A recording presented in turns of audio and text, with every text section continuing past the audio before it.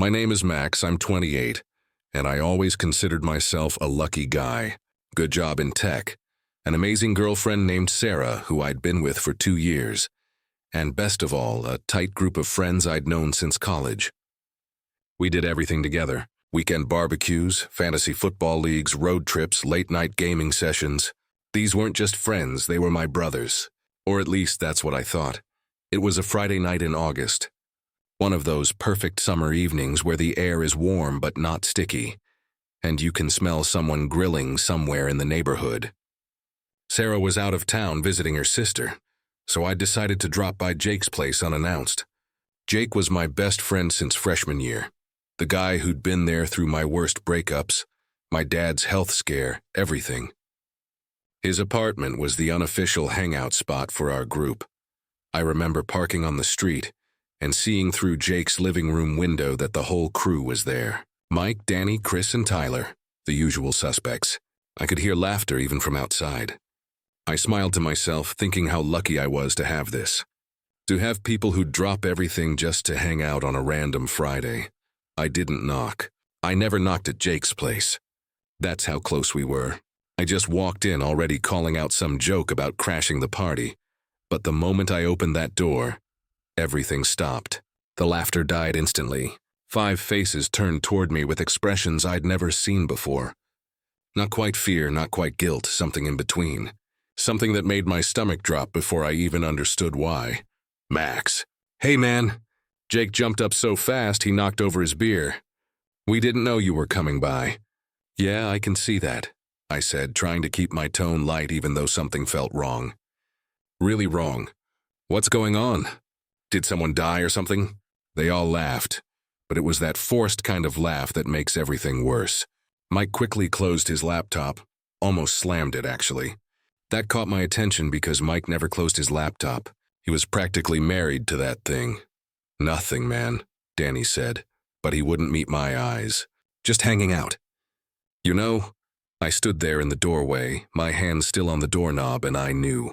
I didn't know what exactly, but I knew something was being hidden from me. You know that feeling, when you walk into a room and you can tell people were just talking about you. Come on in, buddy, Jake said, throwing his arm around my shoulder in that overly friendly way that felt completely fake. Want a beer? I wanted to push. I wanted to ask what the hell was going on. But there's this thing guys do, right? We don't push. We don't make things awkward. So I just nodded and said sure, grabbed a beer, and sat down on the couch. But I couldn't shake the feeling. The conversation that night was stilted, forced. Everyone was trying too hard to act normal, which made everything feel abnormal. I kept catching glances between them, little looks that meant something I wasn't part of. At one point, Tyler's phone buzzed and he looked at it, then quickly looked at me, then put it away. What the hell was that about? I left earlier than usual that night. Made up some excuse about being tired. The truth was, I couldn't stand being there anymore, feeling like an outsider in my own friend group. But here's the thing. I'm stubborn, and when something bothers me, I can't let it go. So the next day, Saturday afternoon, I did something I'm not proud of. I drove back to Jake's apartment complex and parked where I could see his place. I told myself I was just being paranoid, that I'd sit there for 10 minutes, realize I was being crazy, and leave. Except I wasn't being crazy. Within 20 minutes, they all showed up. One by one. Mike, Danny, Chris, Tyler. All of them going into Jake's apartment. Without me. They were having another hangout, and I specifically wasn't invited. I sat in my car feeling like I was in high school again. That sick feeling of being excluded, of not being wanted. But I'm not a teenager anymore. I'm a grown man. So I got out of the car and I walked up to Jake's door. And this time I did knock. The silence that followed was deafening. I could hear scrambling inside, whispered voices. Then finally Jake opened the door and his face was pale. Max, hey, what are you doing here? What am I doing here? I repeated. What are you guys doing here? Without me? It's not like that, man. Then what is it like? I pushed past him into the apartment. They were all there, frozen like kids caught doing something wrong. Mike's laptop was open again, and this time I could see what was on the screen. It was a spreadsheet, a detailed, color-coded spreadsheet with names down the left side, their names, and dates across the top. And in the middle, numbers, dollar amounts. And at the top of the spreadsheet in bold letters, Max and Sarah Poole. I stared at it for a long moment, my brain refusing to process what I was seeing. What is this? My voice came out quiet. Deadly quiet, nobody answered. They all just looked at each other, then at the floor, then at Jake like he was supposed to fix this. Max, listen, Jake started. What is this? I walked over to the laptop and Mike didn't stop me.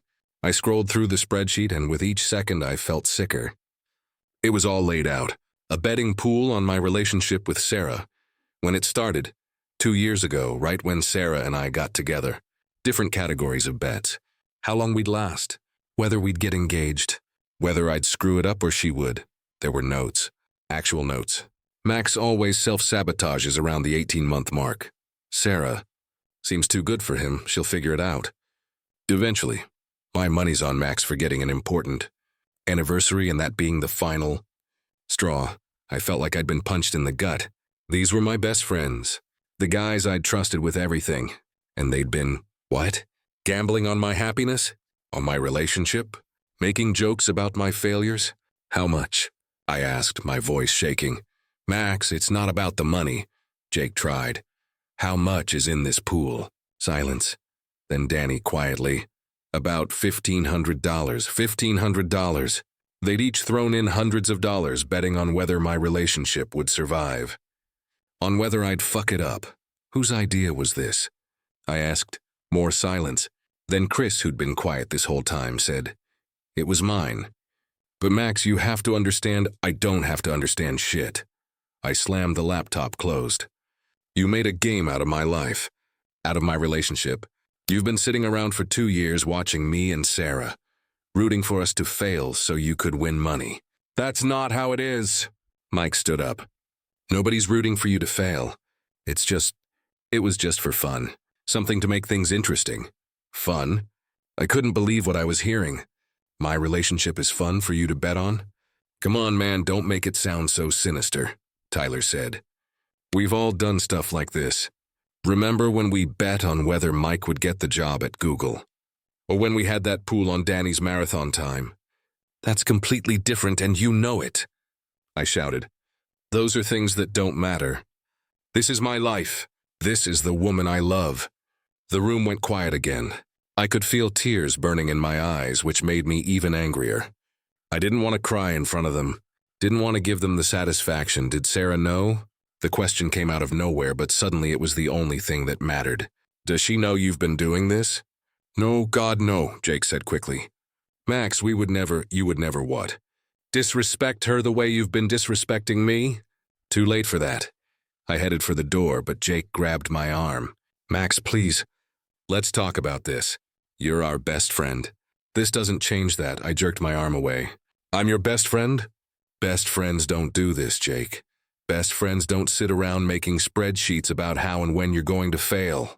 Best friends don't take bets on your happiness. We weren't betting against you, Chris started.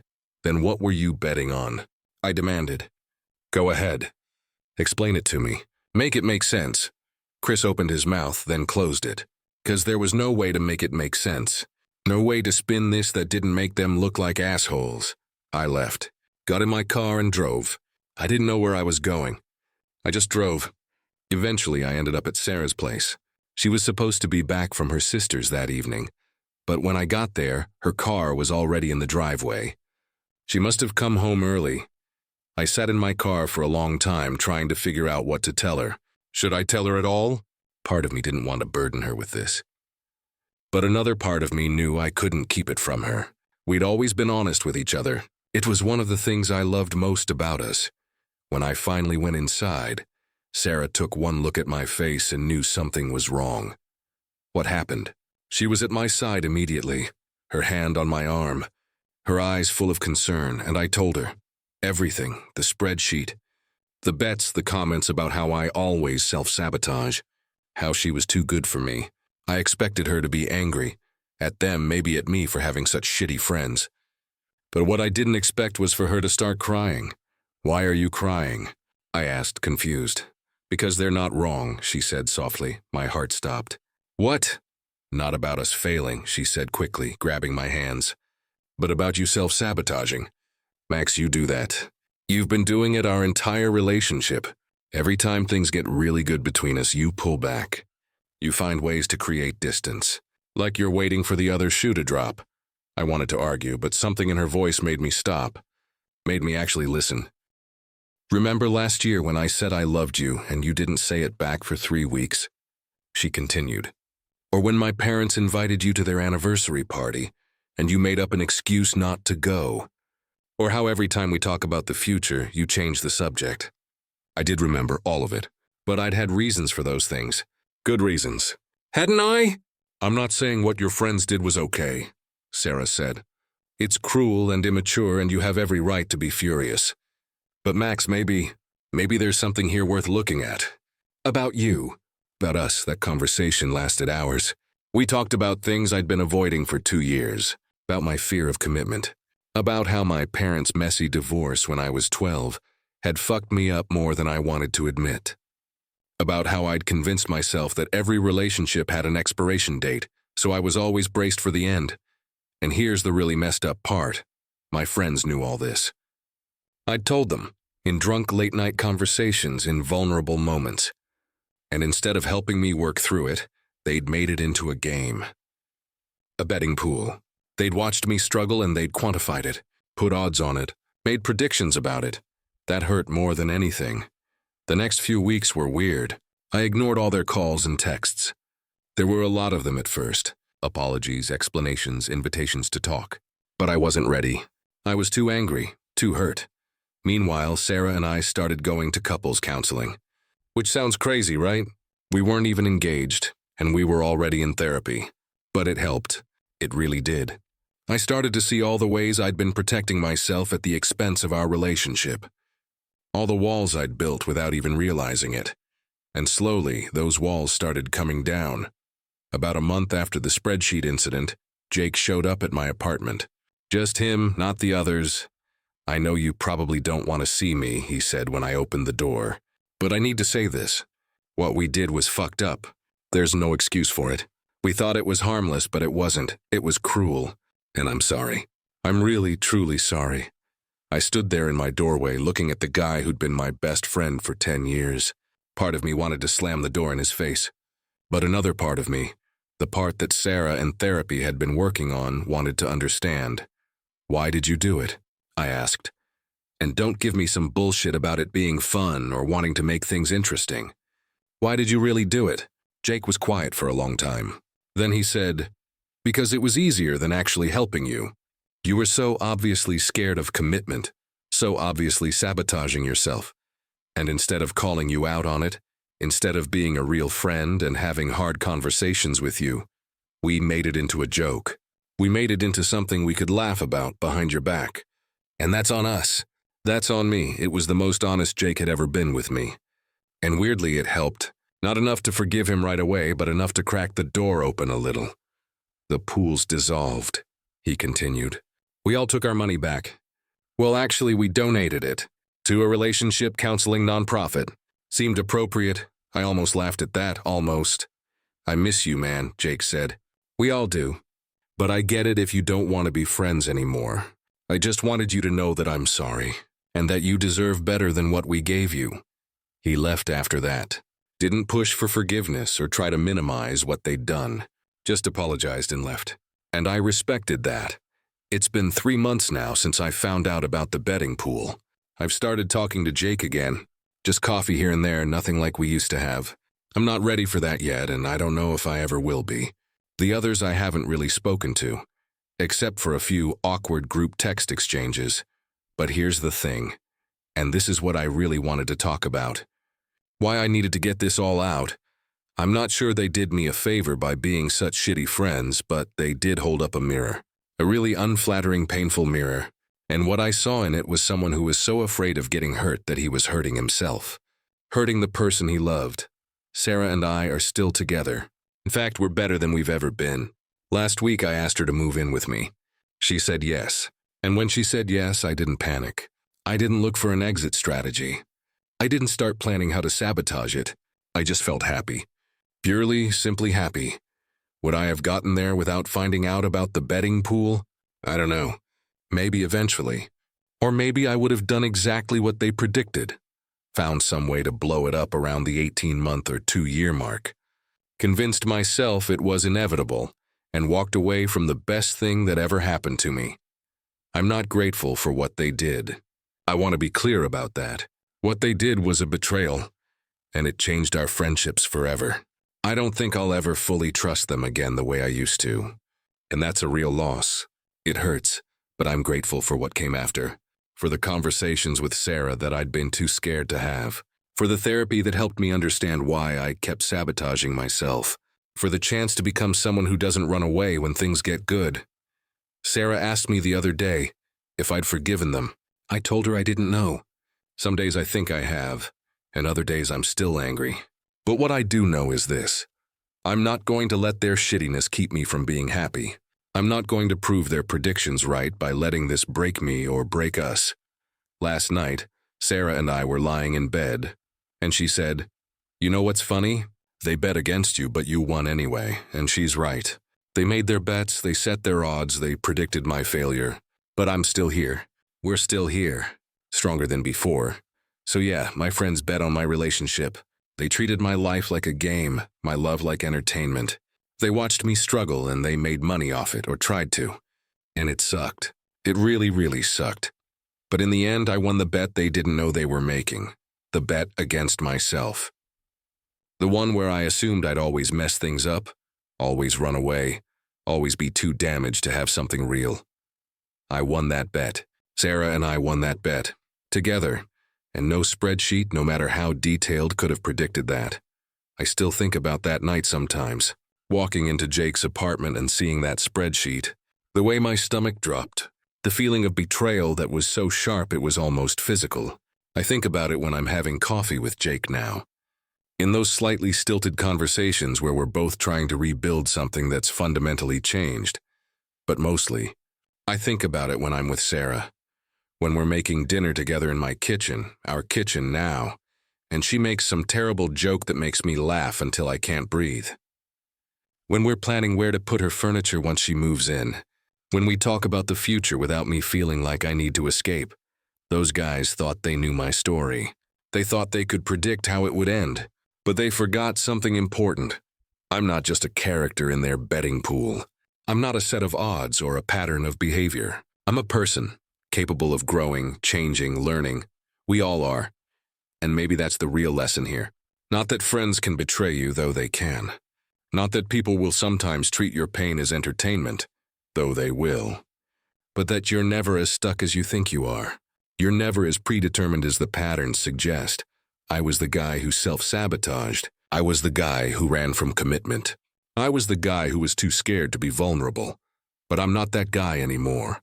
And nobody saw that coming. Not even me, especially not me. So if you're reading this because you've been betrayed by people you trusted, I want you to know, it's okay to be angry. It's okay to be hurt. It's okay to take your time deciding whether to forgive them. But don't let their betrayal become a self-fulfilling prophecy. Don't let their worst assumptions about you become your reality. Prove them wrong. Not for them, for you, that's what I'm doing. Every day.